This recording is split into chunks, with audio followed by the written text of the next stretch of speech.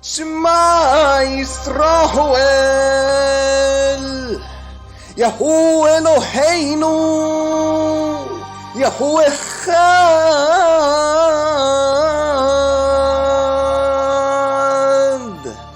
Baruch Shem Kebod Malkotho Leholam Voed. Shalom, everyone. This is Rabba Khartoumaya de Babo Raz, the Chief Magician of Mystery Babylon. And I have another. I know we've been doing a lot of videos recently with my chief disciple Hadar, and we've got another one here. So hope you guys are excited. This is just going to be a very informal discussion with my chief disciple on Shabbateanism. I felt the urgent need to kind of put out a video, kind of discussing the inferiority of Shabbateanism, because when I first came out, I noticed that there were a few young men out there, some of them, my disciples, that they got really excited about Shabbateanism, more so than Frankism. And for whatever reason, there's just something about Shabbateanism that excites certain people, and they get really excited about it.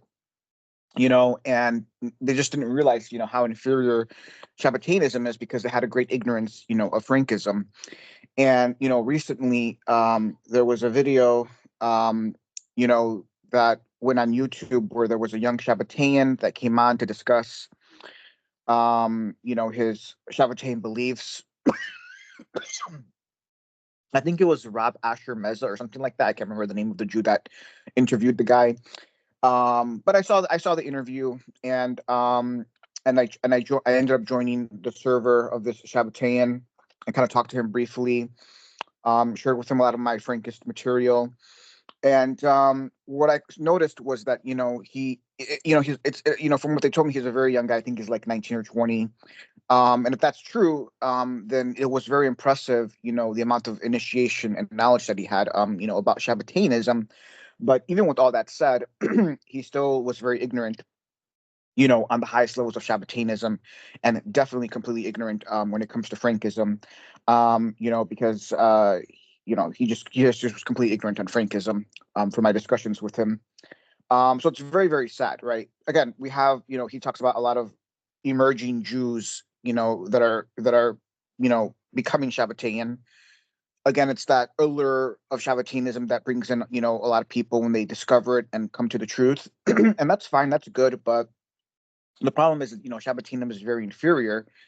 And so I wanted to do this video so that we can discuss some of the very inferior aspects of Shabbateanism, because we have to understand that the whole point of Jacob Frank and Frankism was to Tiqqun Shabbateanism, because Shabbateanism was very inferior. Now, the reality is that Shabbatai as the Mashiach, he was fully initiated because he was the Mashiach, but he did not he did not reveal the highest, most esoteric knowledge to his disciples. So he had a few chief disciples that were very ignorant on the highest levels of the Kabbalah, unfortunately. So maybe there was only like 1 or 2 or 3 chief disciples that were fully initiated, and Nathan of Gaza was one of them. But even Nathan of Gaza, we could say, was not completely fully initiated, in the sense that he didn't he didn't convert to Islam. He wanted to stay within the confines of Judaism, and that showed the great ignorance and inferiority of Nathan of Gaza. So yeah, was Nathan of Gaza a grandmaster? Yeah, I would consider him a grandmaster. But there is one big inferior aspect to Nathan of Gaza, in the sense that he, wanted to remain in Judaism, right? He didn't understand, even with all the sublime knowledge and initiation that he had about the Mashiach, for whatever reason, which is very confusing, he didn't seem to understand the inferiority of Judaism, in of itself. So anyway, what I was basically saying, one thing that I found confusing about Nathan of Gaza, was that he he didn't realize the inferiority of Judaism, and that was one of the reasons why he didn't want to convert to Islam, which of course you can say that it is inferior to convert to Islam. Maybe he understood that the end game was Christianity, and it was not yet time, so he preferred to stay in Judaism rather than convert to Islam. That's a possible reconciliation. I'm not here to judge Nathan of Gaza, because I don't know the full truth. But I do see him as a grandmaster, and I'm a little confused about, what apparently looks like he did not understand the inferiority of Judaism. But there may be a reconciliation there, like I just said. So I don't know. But anyways, I'll let you kick it off now, Hadar. Sure. So what is important to stress out is that within the works of Nathan of Gaza, there is a tension between what was yet an implicit Frankism in his works and the explicit or exoteric orthodox stance of his.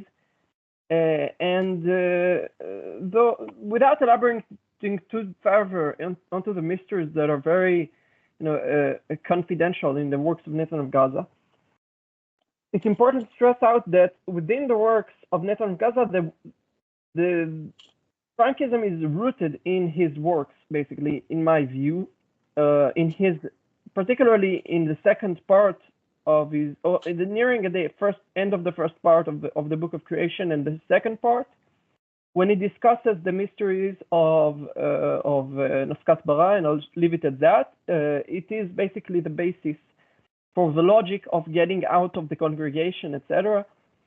But it is important to stress out that on the other hand, there is what you can call exoteric or folk Shabbateanism that is characterized with a view that I would designate as ultra-Jewish mystical paganism, that considers the God of Israel to be something like a Jewish Zeus with like some kind of muscular sky daddy sitting on his seat of glory with payas and tefillin, and being like this kind of Jewish Zeus, basically.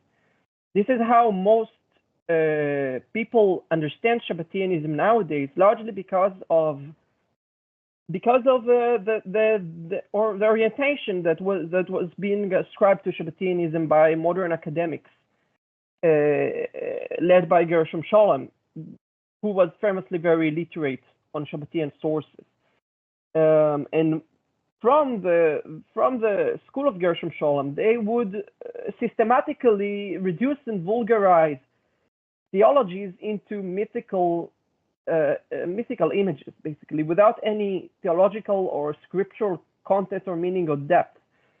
And that culminates at the understanding of the God of Israel as some kind of an anthropomorphic pagan God that is in practically, if you read the second part of the Book of Creation of Nathan of Gaza, you see that there is a reciprocal relation between the God of Israel and the congregation of Israel, empowering each other. And Rabbi Nathan bases this understanding on Berachot, on Tractate Berachot, where it's written that in the Lord of Israel lays a tefillin, and in the tefillin, on the cloth of the tefillin, it is written, Mi k'amcha Yisrael goy echad, who is like your people Israel, one nation.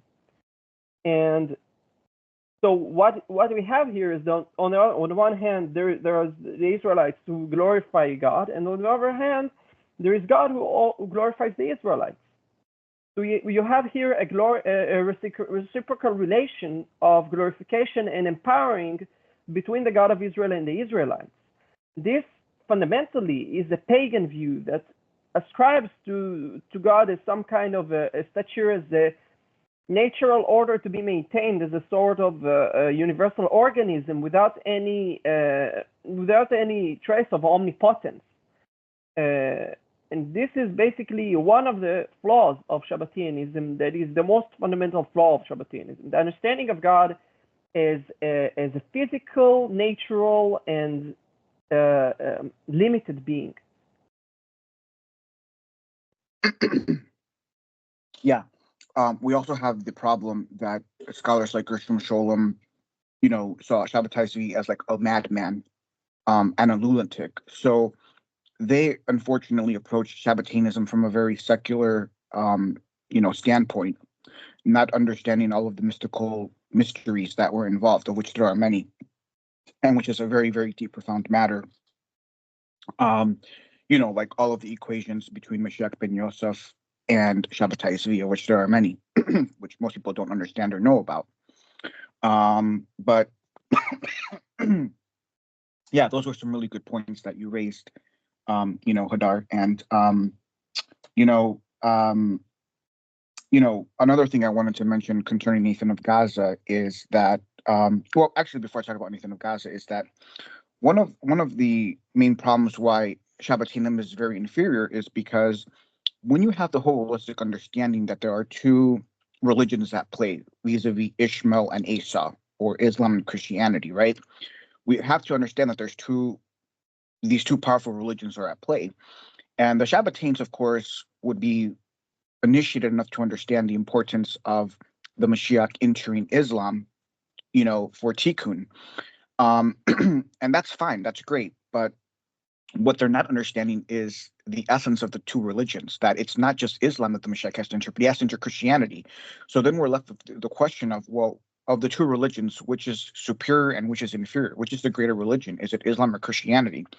Well, to answer that question, it's very simple, right? Ishmael is the son of Hagar. And according to the Kabbalah, Hagar is the mystery of Lilith, the Klippa, whereas Esau is a brother of Jacob.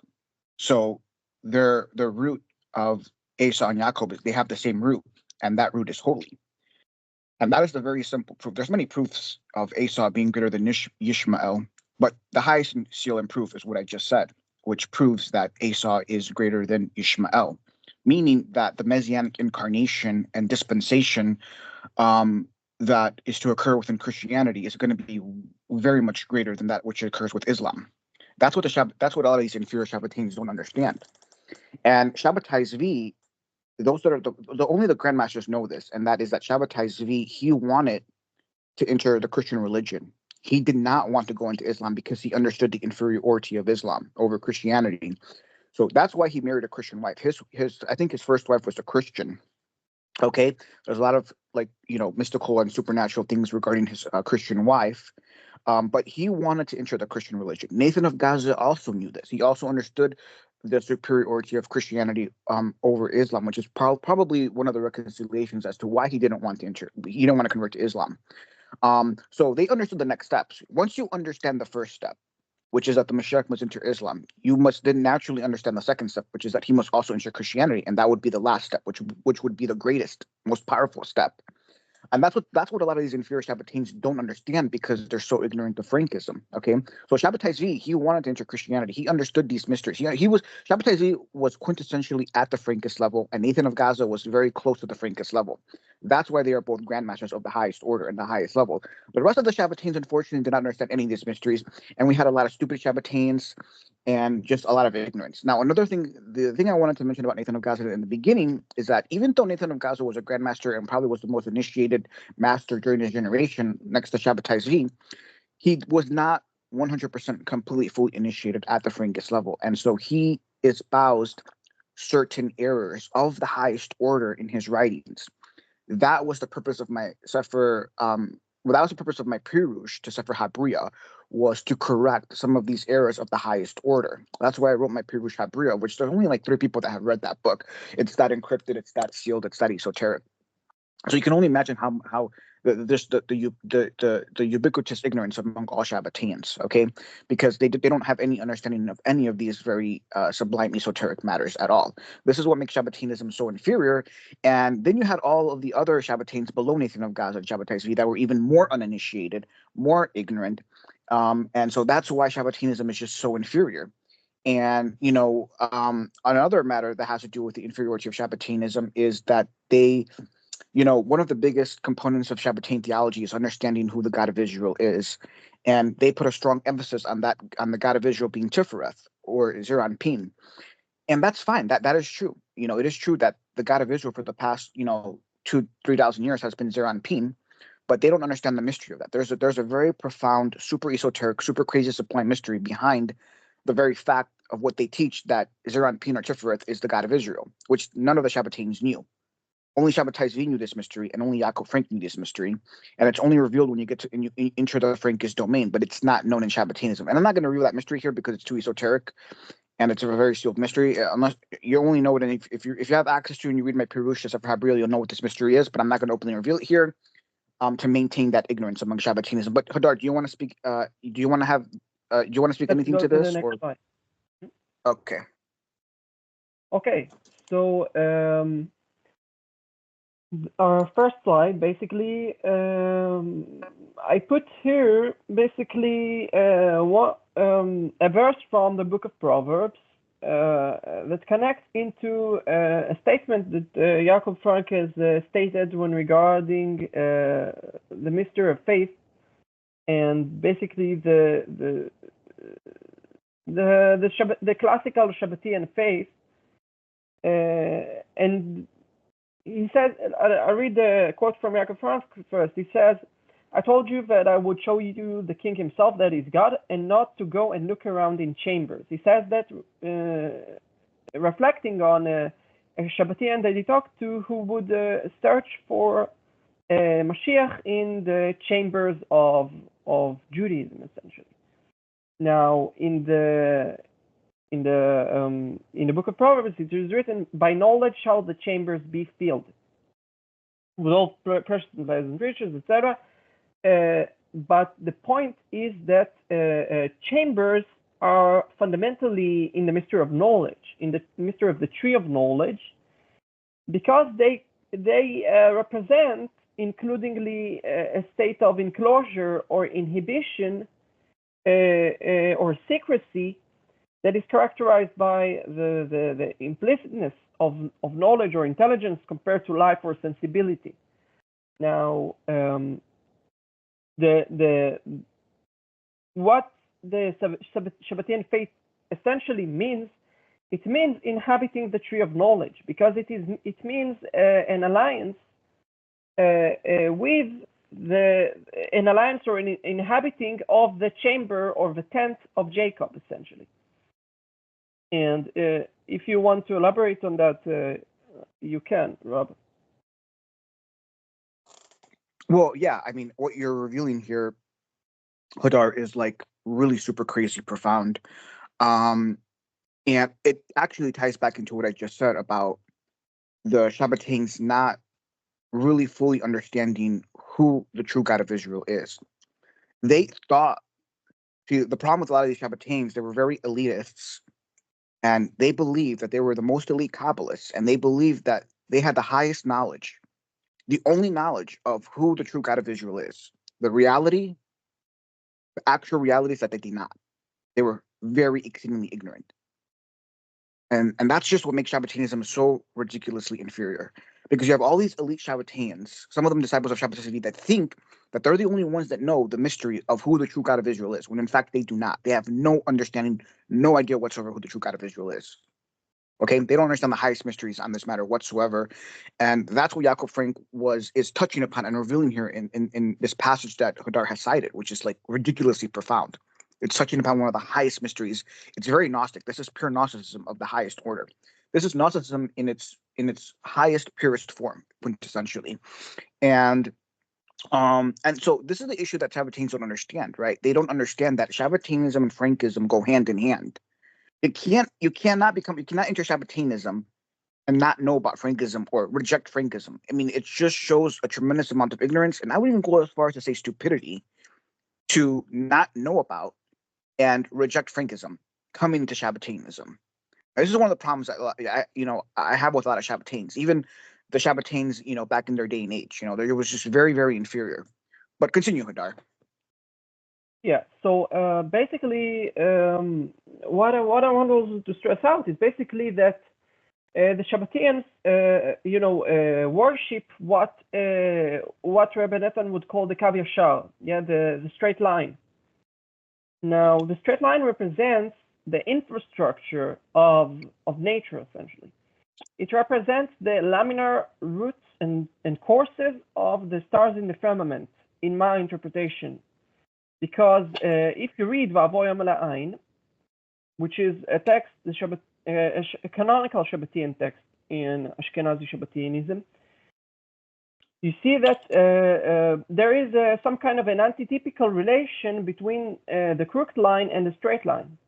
And the crooked line and straight line cross each other out or contradict one the other or complement one another. It depends on your how you read it. In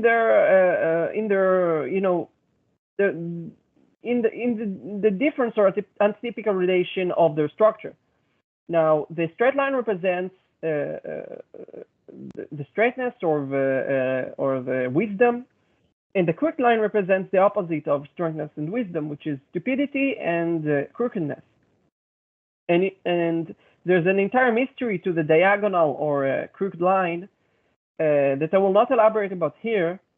But the point is largely that the relation between the straight line and the crooked line is the relation between the firmament or the structure of nature and on one end, and on the other hand, providence and grace, which are characterized by crookedness or things that would be, by our human standards, from our human perception, inconsistency and disorder. Now, when we talk about the firmament, Rabbi Nathan says in his work on the Drush Masa Bereshit, I think, he says that the straight line is essentially the firmament.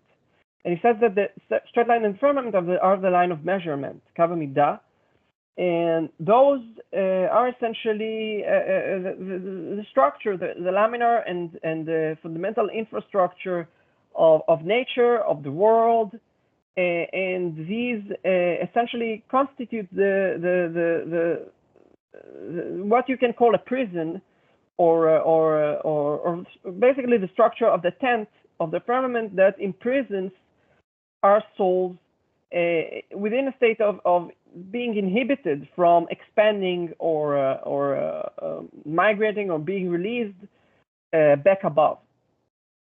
Now we're going to the next slide, and I want first of all. Well, if you just permit me, Hadar. So, Hadar here is touching a bit on the mystery of the two lights, the thoughtless light and the thoughtful light. Something we don't really want to fully get into in this video, but it's fine. What Hadar has said is fine.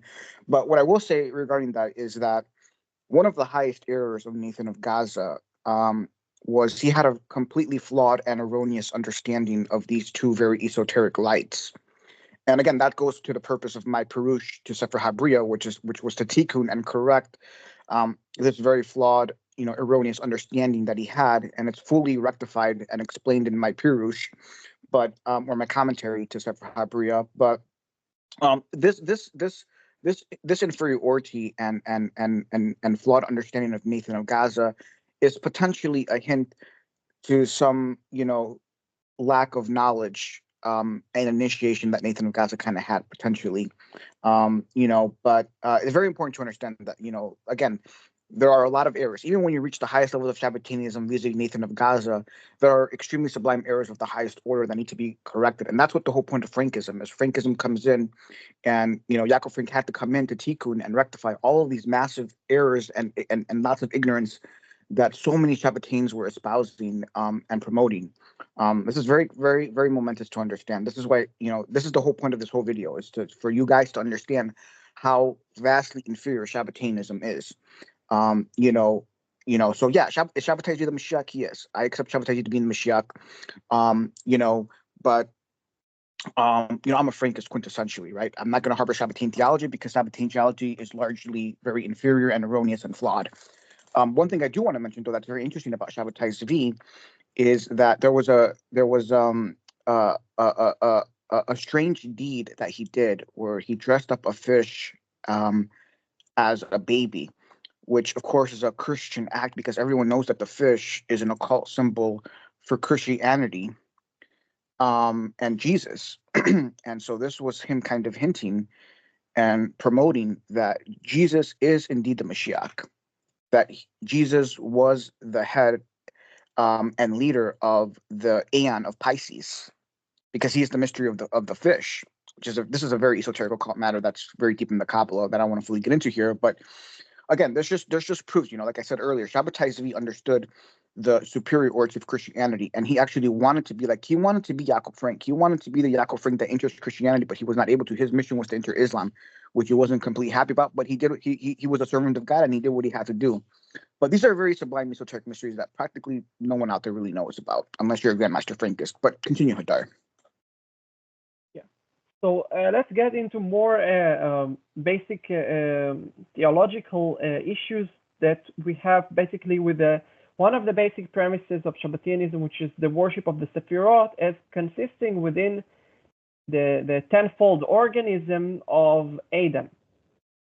Now, the Sephirot are essentially they're classically understood as planetary forces, as natural forces that operate within nature in an organic and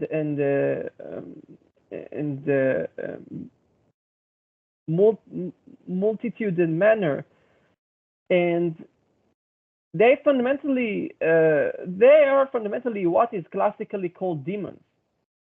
Demon in the Greek sense means mediator, right? And they are essentially mediating beings.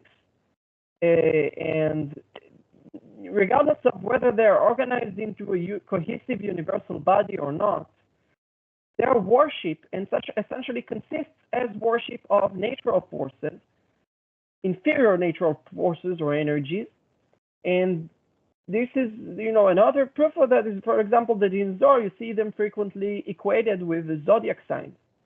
The Sephirot are essentially planetary forces or fates or structures or mechanisms of nature operating basically in a homeostatic cooperation and complementation of reward and punishment.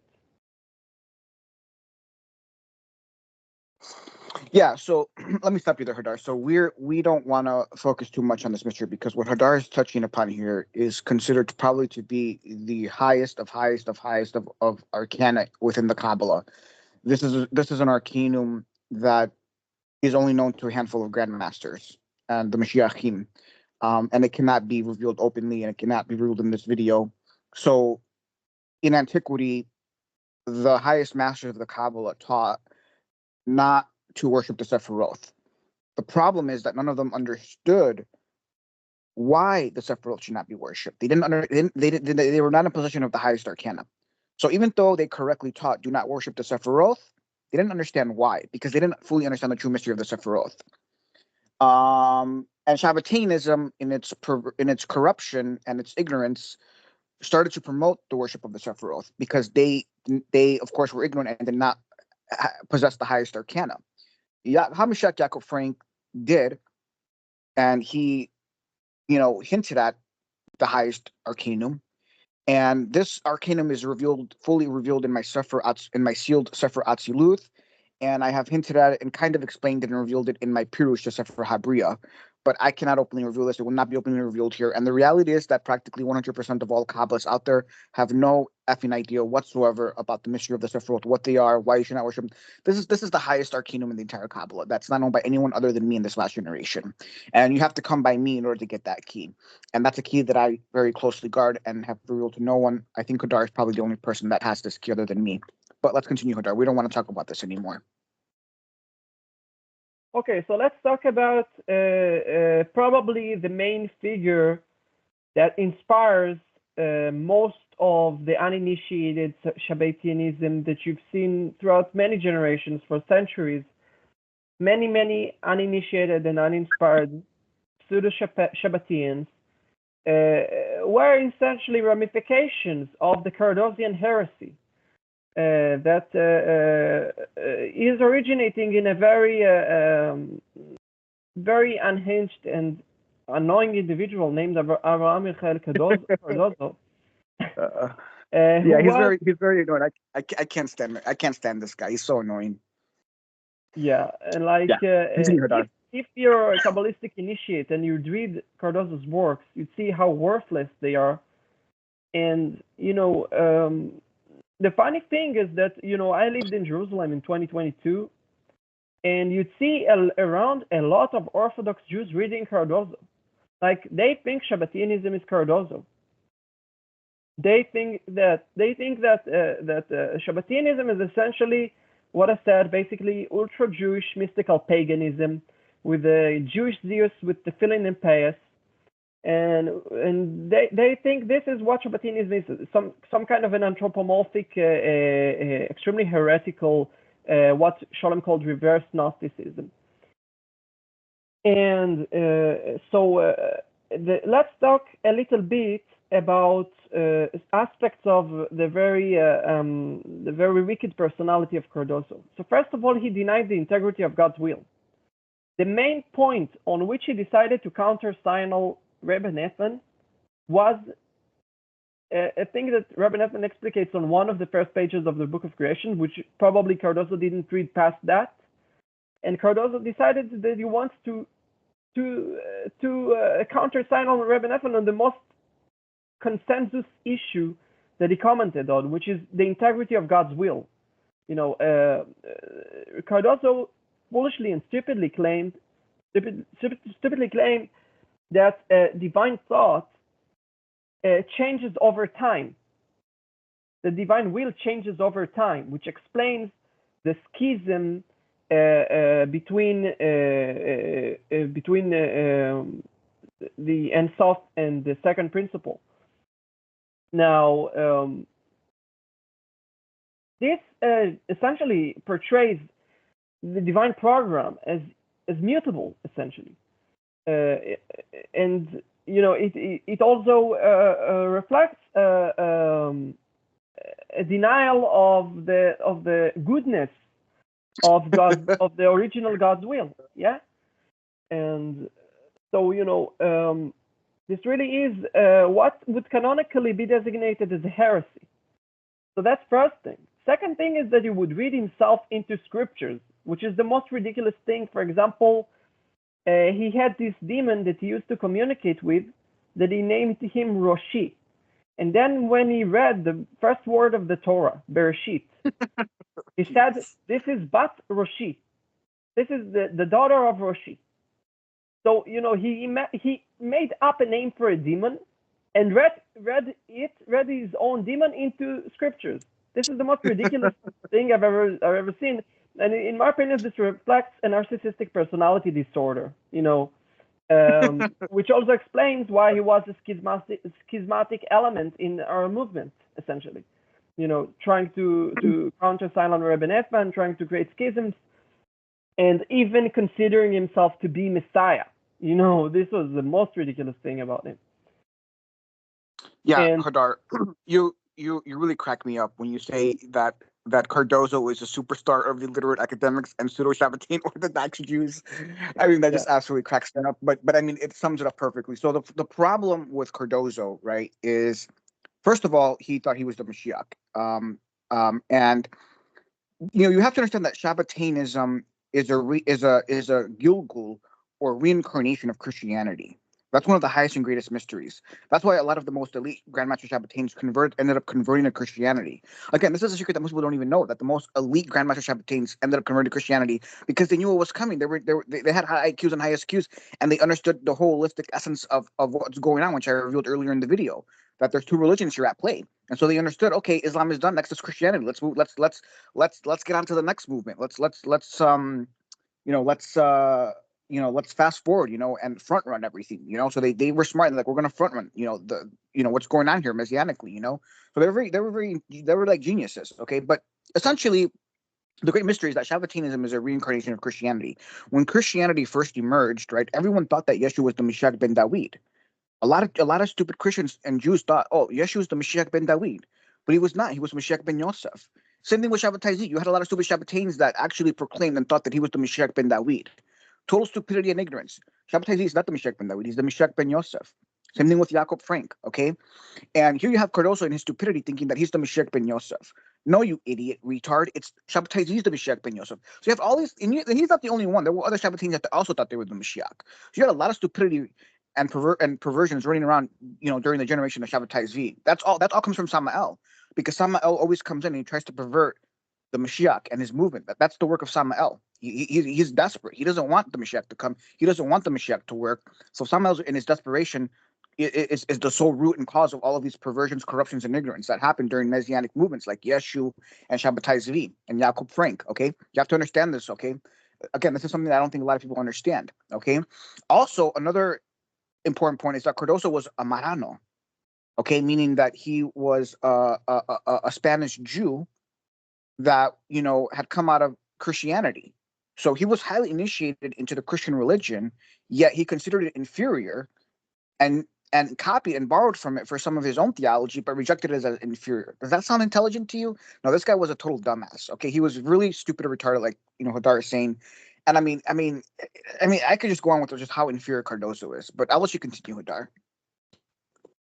Yeah, so the last point in that slide is that he is superstar of literate academics. He's one of the, from the corpus of secondary literature on Shabbateanism, Cordozo takes a way too significant part. He got tons of attention from Sholem. He got an entire book written about him, a bunch of entire books written about him, in fact. A bunch of entire books written about him, and basically, when you talk to people, on the internet, for example, people who try to dabble in Shabbateanism, they would tell you, "Oh, I love Cordozo," and I'm like, "What?" So, and of course, the Shabbatarian and Orthodox Jews, I've already talked about them. So, basically, so let's conclude. Basically, yeah. I'll let you start off your conclusion. okay, so the conclusion is that Shabbatarians are essentially worshippers of the true knowledge, as we've established. Living in the chamber, the tent of Jacob, having an inferior faith in the God who is not the true God. He's the God of Israel, but not the true God. And basically, it's kind of ridiculous to see people today claiming Shabbatarian initiation without recognizing Frankism, because most Shabbatarian transmission lines today are Frankists, right? So. Yeah, correct. Yeah, those are very salient, very, very strong, powerful points you just said, Sadar. I couldn't have said it better myself.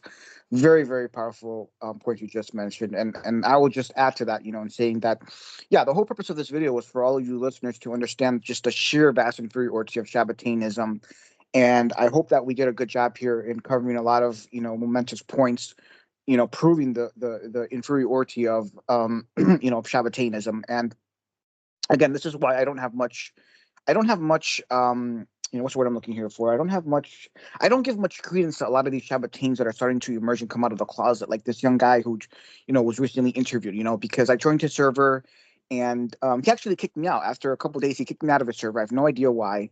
So he just shows a lot of immaturity on his part. So, a lot of these Shabbatarians that are starting to come out of the closet, emerging, again, you have to be careful with them because they're uninitiated. They're still very ignorant. Some of them are immature, so watch this video in its fullness, understand the points that we said here. I don't think there's any more I can say. I think I have done a really good job in getting out all of my points in this video, and Hadar has also done a really good job. And so with that said, hopefully you guys will understand the inferiority of Shabbatism, and hopefully we'll stop having a lot of these jackasses that get all excited about Shabbatarianism, become Shabbatarians, and they just end up looking like jackasses in the end, So let's not do that, guys. Okay, let's be smart and wise here. Let's be wise as serpents. So with that said, I will conclude. Shalom, everyone.